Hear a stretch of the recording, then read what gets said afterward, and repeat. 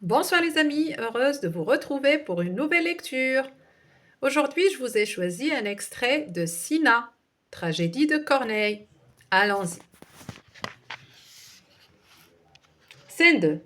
Émilie, Fulvie. Émilie. Je l'ai juré, Fulvie, et je le jure encore. Quoique j'aime Cinna, quoique mon cœur l'adore, s'il me veut posséder, Auguste doit périr. Sa tête est le seul prix dont il peut m'acquérir. Je lui prescris la loi que mon devoir m'impose. Fulvie. Elle a pour la blâmer une trop juste cause. Par un si grand dessein, vous vous faites juger. Dignes sont de celui que vous voulez venger. Mais encore une fois souffrez que je vous dis qu'une si juste ardeur devrait être attiédie. Auguste chaque jour, à force de bienfaits, semble assez réparer les maux qu'il vous a faits. Sa faveur envers vous paraît si déclarée que vous êtes chez lui la plus considérée, et de ses courtisans souvent les plus heureux vous presse à genoux de lui parler pour eux. Émilie. Toute cette faveur ne me rend pas mon père, et de quelque façon que l'on me considère, abondante en richesse ou puissante en crédit, je demeure toujours la fille d'un proscrit. Les bienfaits ne font pas toujours ce que tu penses. D'une main odieuse, ils tiennent lieu d'offense.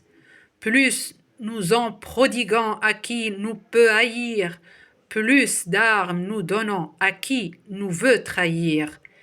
Ils m'ont fait chaque jour sans changer mon courage. Je suis ce que j'étais, et je puis davantage. Et des mêmes présents qu'il verse dans mes mains, j'achète contre lui les esprits des Romains. Je recevrai de lui la place de Livie, comme un moyen plus sûr d'attenter à sa vie. Pour qui venge son père, il n'est point de forfait, et c'est vendre son sang que se rendre au bienfait. Fulvie. Quel besoin toutefois de passer pour ingrate? Ne pouvez-vous haïr sans que la haine éclate? Assez d'autres sans vous n'ont pas mis en oubli. Par quelle cruauté son trône est établi? Tant de braves Romains, tant d'illustres victimes, qu'à son ambition ont immolé ses crimes, laissent à leurs enfants d'assez vives douleurs pour venger votre perte en vengeant leur malheur. Beaucoup l'ont entrepris, 1000 autres vont les suivre. Qui vit haï de tous ne saurait longtemps vivre. Remettez à leurs bras les communs intérêts, et n'aidez leurs desseins que par des vœux secrets. Émilie. Quoi? Je le haïrais sans tâcher de lui nuire. J'attendrai du hasard qu'il ose le détruire, et je satisferai des devoirs si pressants par une haine obscure et des vœux impuissants. Sa perte, que je veux, me deviendrait amère si quelqu'un l'immolait à d'autres qu'à mon père.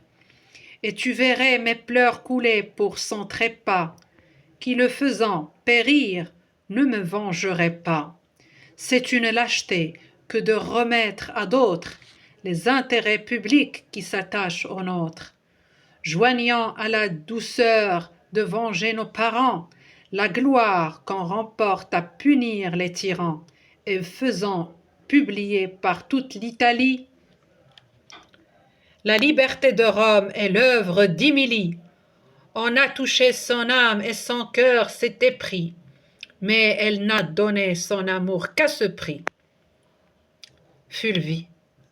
Votre amour à ce prix n'est qu'un présent funeste, qui porte à votre amant sa perte manifeste. Pensez mieux, Émilie, à quoi vous l'exposez. Combien à cet écueil se sont déjà brisés. Ne vous aveuglez point quand sa mort est visible. Émilie. Ah, tu sais me frapper par où je suis sensible, quand je songe au danger que je lui fais courir. La crainte de sa mort me fait déjà mourir. Mon esprit en désordre à soi-même s'oppose. Je veux et ne veux pas. Je m'emporte et je n'ose. Et mon devoir confus, languissant, étonné, cède aux rébellions de mon cœur mutiné. Tout beau, ma passion devient un peu moins forte. Tu vois bien des hasards, ils sont grands, mais n'importe. Cinna n'est pas perdu pour être hasardé. De quelque légion qu'Auguste soit gardé, quelque soin qu'il se donne et quelque ordre qu'il tienne, qui méprise sa vie est maître de la sienne. Plus le péril est grand, plus doux en est le fruit.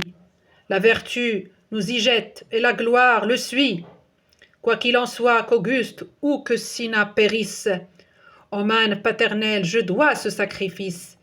Cinna me l'a promis en recevant ma foi, et ce coup seul aussi le rend digne de moi.